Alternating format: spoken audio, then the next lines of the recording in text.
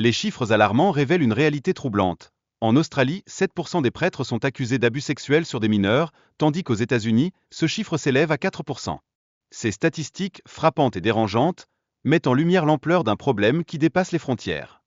Au-delà des chiffres, des documents internes viennent éclairer la sombre stratégie des dirigeants de l'Église qui protègent les prêtres incriminés en les transférant d'un pays à l'autre, souvent vers des zones vulnérables comme l'Afrique.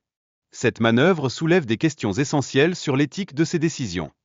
Parmi les figures en question, le pape François émerge, accusé d'avoir tenté d'influencer la justice argentine dans des affaires d'abus. Ces révélations jettent une ombre sur la responsabilité de l'Église et suscitent des interrogations morales complexes sur l'influence qu'elle exerce sur les institutions judiciaires. L'histoire du prêtre qui a fui au Canada et se cache maintenant en France met en lumière les failles des systèmes judiciaires internationaux. Ce récit illustre la préoccupation croissante concernant l'impunité dont bénéficient les criminels, alimentant ainsi un cycle de souffrance pour les victimes. Les témoignages des victimes, à l'instar de celui poignant de Marius Tingelik, révèlent l'impact dévastateur des abus sur leur vie.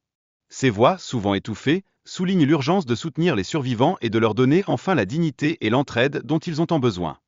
Dans cette quête de justice, les efforts pour retrouver le prêtre fugitif et le traduire en justice démontrent combien il est crucial que les institutions religieuses soient tenues responsables des actes de leurs membres. La transparence et la responsabilité deviennent essentielles dans cette lutte contre les abus.